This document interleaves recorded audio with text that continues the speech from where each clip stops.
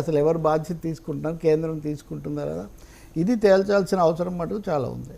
Okay sir, Pawan Kalyan గారు ఈరోజు కొన్ని వ్యాఖ్యలు చేశారు పిఠాపురంలో. ఆయన గెలిచిన నియోజకవర్గంలో మొదటిసారి ఉప ముఖ్యమంత్రి హోదాలో ఆయన వెళ్ళడమే కాకుండా జీతం వద్దు, ఓకే చాలామంది జీతం వదిలేస్తున్నారు, కానీ ఫర్నిచర్ కూడా నా కార్యాలయాన్ని నేనే తీసుకువెళ్తాను ఆయన అనడం. మరొక వైపు తప్పు చేస్తే నన్నైనా ప్రశ్నించండి అని చెప్పి ఆయన బహిరంగంగానే మాట్లాడుతున్నారు. గతంలో ఈ రకంగా మాట్లాడిన రాజకీయ నాయకులు అది ఇలాంటి నిర్ణయాలు తీసుకున్న వాళ్ళు ఏమైనా ఉన్నాయా దాఖలాలు? సార్ పవన్ కళ్యాణ్ బాగా చేశారు, ఆయన మాట్లాడింది బాగుంది, స్వాగతిద్దాం సార్. గతంలో మాట్లాడి వాళ్ళ స్టైల్స్లో రకరకాలుగా మాట్లాడిన వాళ్ళు ఉన్నారు సార్. పవన్ కళ్యాణ్కు ఫర్నిచర్ అసలు ఒక పెద్ద ఆయన ఆయనకి అది సమస్య కానే కాదు. నిజంగా మీకు చెప్తున్నా, నేను మీకు ఒక విషయం చెప్తున్నా. అంతకంటే కూడా ఇందులో ఆసక్తికరమైనది ఏంటంటే, నేను జీతం తీసుకుందాం అనుకున్నాను, ఆయన ఇదివరకు నేను జీతం తీసుకుంటానని చెప్పాడు. జీతం తీసుకుంటే జవాబుదారీతనం ఉంటుంది, జీతం తీసుకుని ప్రజల కోసం ఒక తృప్తి నాకు ఉంటుంది. నేను ఇతరత్ర విరాళాలు ఏమి ఇచ్చినా కానీ నేను జీతం అయితే తీసుకుందాం అనుకుంటున్నాను. ఇంట్రెస్టింగ్ థింగ్ వాస్తవంగా. అప్పుడే ఇదేంటండి, రామారావు ₹1 తీసుకున్నాడు, లేదా జగన్ ఇంకెవరో ₹1 తీసుకు, ఇట్లాంటివి చెప్తూ ఉంటారు కదా. ఐ థింక్ ఎవరో ఇంకొక నాయకుడు కూడా. కాబట్టి అదే అప్పుడు ఆయన దాన్ని ఏమనుకుంటారనేది లేకుండా నాకు సాటిస్ఫాక్షన్ కోసం, జవాబుదారీతనం కోసం తీసుకుంటానన్నారు. ఇప్పుడు నేను తీసుకోవట్లేదు, ఎందుకంటే అక్కడ డబ్బులు లేవు, ఫండ్స్ లేవు. కాబట్టి ఇక్కడ ఆయన దాంట్లో చెప్తున్న మెసేజ్ ఏంటంటే, నేను జీతం తీసుకోను, జీతమే కాదు ఫర్నిచర్ కూడా తీసుకోను, నా ఆఫీస్లో కూడా ఎలాంటి మరమ్మతులు చేయకండి.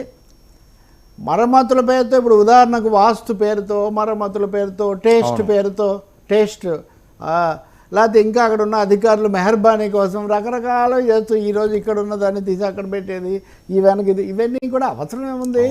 కనీసమైన మీరు అన్నారు కదా, తప్పకుండా భారతదేశంలో స్వాతంత్రోద్యమ పోరాటం కానీ, అలాగే సంస్కర్తలు కానీ, కమ్యూనిస్ట్ నాయకులుగా ఉన్న వాళ్ళు కానీ, నిరాడంబరత్వం అన్నది ప్రజా జీవితంలో ఒక ముఖ్యమైన అంశంగా ఉండాలి. నిరాడంబరత్వము తక్కువగా, గాంధీ గారు ఎందుకు కొల్లాయి కడితేనేమి మా గాంధీ అని ఇవన్నీ ఉండినాయి.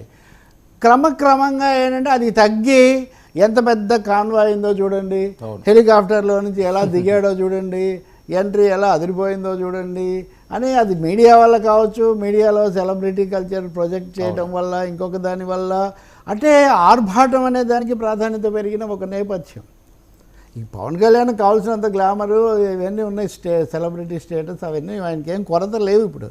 కాబట్టి ఆయన ఇప్పుడు మీరు ఉన్న ఆఫీస్ ఉంచండి బాబు, దానికోసం ఖర్చు పెట్టకండి, డబ్బులు లేవు, జీతము తీసుకోను, మీరు మరమ్మతుల కోసం కూడా డబ్బు తగలేయకండి, ఫర్నిచర్ కూడా నేనే తెచ్చుకుంటాను అనే ఒక మాట కూడా ఆయన చెప్తున్నారు. మామూలుగా సినిమా హీరోలో ఎన్టీఆర్ లాంటి కూడా తన చైతన్యం తీసుకొని రావడం చూశాను, అది ఎవరో అన్నారు. సినిమా వాళ్ళకి ఆ విధమైన ఇది కూడా ఉంటుంది. నిర్మాత బలహీనుడైతే, మంచివాడై బలహీనుడైతే కొంచెం తామే సపోర్ట్ చేసి పూర్తి చేయించడం అనే ఒక అలవాటు కూడా, ఒక యూనిట్. ఒక నటుడు, ఒక హీరో అంటే ఒక వ్యవస్థ, అతని మీద ఆధారపడి 100 కోట్లు. సో పవన్ కళ్యాణ్ ఇలా చెప్పడం అనేది స్వాగతించదగిన విషయమే. దీన్ని అమలు చేస్తే, ఎందుకంటే పార్టీ మరి కొత్త పార్టీ వచ్చింది కాబట్టి, మళ్ళీ కొత్త మంత్రులు, కొత్త శాఖలు, కొత్త ఆఫీసులు, వీటన్నిటి మీద పెట్టే చాలా ఖర్చు తగ్గించవచ్చని. దీనికి కాంట్రాస్ట్గా పూర్తి తేడాగా ఆయన చెప్తుంది ఏంటి, అది రిషికొండ ప్యాలెస్ 600 కోట్లు పెట్టి భవనం కట్టారు. ఈ 600 కోట్లు మనం ఏదైనా పనులకు చేసి ఉండొచ్చు కదా. పవన్ ఈరోజు కొంచెం వాస్తవికంగా మాట్లాడారు. నిజంగా మీరు చెప్పినట్టే దాన్ని తీసుకుంటాను నేను, ప్రముఖులు వస్తారు కాబట్టి వాళ్ళ కోసం మంచి భవనం కట్టారు అని మీరు అంటున్నారు, దాన్ని మనం తీసుకున్నా కానీ మనం అంత ఖర్చు పెట్టకుండా కొంత తగ్గించి ఉండొచ్చు కదా. డెఫినెట్గా ప్రభుత్వాలు అనేవి ఎప్పుడు కూడా ఈ ఖర్చు తప్పనిసరిగా చేయాల్సిందేనా, ఇన్ని కోట్లు దీనికి అవసరమా అన్నది తప్పకుండా ఎప్పటికప్పుడు పరీక్ష చేసుకోవాలి. లేకపోతే రకరకాలుగా పెట్టుకుంటూ పోతే అంతే ఉంది. అధికారులు వందిమాగదులైన అధికారులు ఎప్పుడూ ఉంటారండి. అలాగే చుట్టూ హంగుదారులు ఉంటారండి. అన్న ఈ కారు కలర్ బాగాలేదు, లేకపోతే అది బాగాలేదు, కొత్త మోడల్ వచ్చింది, ఇలా చేస్తున్నారంటే ఖర్చు పెరిగిపోతుంటుంది కదా. సో మీరు అన్నట్టు పవన్ కళ్యాణ్ ఈ మాట అన్న ఇటీవల కాలంలో ఎవరు అనలేదు, ఆయన అన్నమాట ఇది స్వాగతించదగింది. దానికి ఆయన కట్టుబడి ఆ సింప్లిసిటీ. ఇప్పుడు రామారావు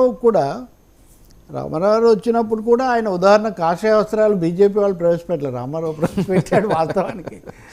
ఆయన ఏదో కారణం చెప్పి, కానీ ఆయన కూడా జీతం తీసుకోను, నేను ఇవన్నీ చేయను, నా అంతకు నేనే చాలా విషయాలు నాతో ఒకసారి చెప్పారు, ఎవరు జేపీ చెప్పినట్టున్నారు ఒక ఇంటర్వ్యూలో ఎప్పుడో. ఈవెన్ అప్పుడు ఆయన మళ్ళీ పెళ్లి చేసుకున్నాడు. ఇప్పుడు లక్ష్మీపార్వతి కారు పెట్రోల్ ఖర్చు అది కూడా ఆయనే భరించేవాడు. అదేమి నా సొంత ఖర్చు అన్నట్టుగా చాలా జాగ్రత్తగా ఉండేవాడు ఎన్టీఆర్ గారు అని. తప్పకుండా నేను ఎన్టీఆర్కు పవన్ కళ్యాణ్కు చాలాసార్లు మీ దగ్గర పోలిక తీసుకొస్తున్నాను. ఇక్కడ ఒక ప్రత్యేకమైన నేపథ్యంలో అచ్చంగా రాజకీయాల్లో మునిగి తేలకుండా రావటం ఒకటి, రెండవది ఒక సొంత ఆకర్షణ కలిగి ఒక ఆవేశంతో ఏదో చేద్దాము అని రావటం ఒకటి, మూడోది ఇదిగో ఇటువంటివి మాకు ఇప్పటికే ఉంది, మేమే పేరు కోసమో డబ్బు కోసమో రాలేదు, చేయడానికే వచ్చాము, చేతనైనంత చేస్తామని చెప్పటం. నాలుగోది కీలకమైనది వర్మ, ఈ సినిమా వాళ్ళకి రాజకీయాలు ఏం తెలుసు అని రామారావు వచ్చినప్పుడు కూడా కాంగ్రెస్ వాళ్ళు చాలా చులకలుగా నాటకాలు వేసుకునేవాడు ఇదంతా అని. కానీ సినిమా హీరోలు అనండి లేకపోతే దర్శకులు అనండి వాళ్ళు కూడా ఇంటలెక్చువల్స్ అండి.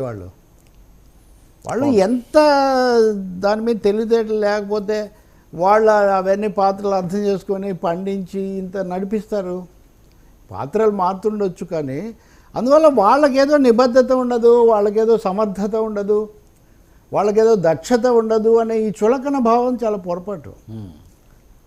ఇప్పుడు ఈ మాటల్లో కనబడే లోతు నిబద్ధత అనేది నిలబెట్టుకుంటే తప్పకుండా ఆయనకు కాదు ఆయన పార్టీకి కూడా చాలా భవిష్యత్తు ఉంటుంది.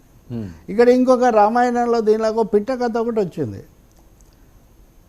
అది కూడా వైసీపీ సోషల్ మీడియా వాళ్ళు. ఇప్పుడు రేవంత్ రెడ్డి భట్టి విక్రమార్క బొమ్మలు వేసుకొని కాంగ్రెస్ ప్రభుత్వం నడుస్తుంది కదా. ఈరోజు కార్యక్రమాలతో కొత్త ప్రభుత్వం మొదటి ప్రధాన కార్యక్రమం మొదలు పెడుతున్న వేళ చంద్రబాబు నాయుడు, ఎన్టీఆర్, లోకేష్ బొమ్మలే ఉన్నాయి కానీ దాంట్లో పవన్ కళ్యాణ్ బొమ్మ లేదు. ఓకే, కార్యక్రమం అక్కడ చంద్రబాబు లోకేష్ మొదలుపెట్టారు, ఇక్కడ పవన్ కళ్యాణ్ మొదలుపెట్టారు. సో కాబట్టి దీన్ని గమనించండి అన్న పద్ధతిలో కూడా కొంతమంది మాట్లాడుతున్నారు. ఐ డోంట్ నో, చంద్రబాబే నిర్ణయం తీసుకోవాలి ముఖ్యమంత్రిగా. ప్రతిసారి అవి సింబల్గా 2 బొమ్మలు వాడతారా, ఒక ఫోటోనే వాడతారా? కాంగ్రెస్ ప్రభుత్వంలో ప్రత్యేక పరిస్థితుల్లో వాళ్ళు వాడుతున్నారు, ఇదివరకు అలా వాడేవాళ్ళు కూడా కాదు. మరి తెలంగాణ ఫామ్లా, ఆంధ్రప్రదేశ్ ఫామ్లా ఈ విషయంలో ఏమైనా మారుతాయా? ఓకే, అది కూడా ఒక ప్రశ్న. అంటే ఈరోజు మనం మాట్లాడకపోయినా వచ్చే ఒక చిన్న ప్రశ్న, అదేం ప్రధానమైంది కాదు. విధానపర పెద్ద మీకు కాకపోవచ్చు మాట్లాడే వాళ్లకు, అభిమానులకు లేకపోతే అభిరోధులకు కూడా అదొక ప్రశ్న లేవనెత్తేటటువంటి ఒక ప్రశ్న. అంటే ఇప్పటివరకు ఇచ్చారు కదా. సో రేపొద్దున గవర్నమెంట్కు సింబల్గా ఒక బొమ్మే ఉంచుతారా, 2 ఉంచుతారా? పవన్ కళ్యాణ్ కూడా ఉండకపోవచ్చు, ఆలోచన నాకు కూడా ఏం లేదు, అది కూడా నేను స్పష్టంగా చెప్తున్నా. బట్ ఏ క్వశ్చన్, అంటే ఈ అంశం గురించి ఈయన పీఠాపురంలో తీశారు, ప్రారంభించారు. అదే ఇది ఇక్కడ చంద్రబాబు నాయుడు గారు లోకేష్ వెంట పెట్టుకొని మంగళగిరిలో ప్రారంభించారు. అవును, అది. ఓకే సార్, మరొక అంశం వర్మ తర్వాత అక్కడ అధికారులు, జిల్లాలకు సంబంధించిన వాళ్ళు. ఇంకోటి కూడా ఆయన పిఠాపురంకు నేను ప్రతి ఆల్టర్నేట్ వీక్ ప్రతి 2 వారాలకు ఒకసారి వస్తాను, ఇక్కడ జరిగేవన్నీ కూడా సమీక్ష చేస్తాను, వీటన్నిటికీ అన్నారు.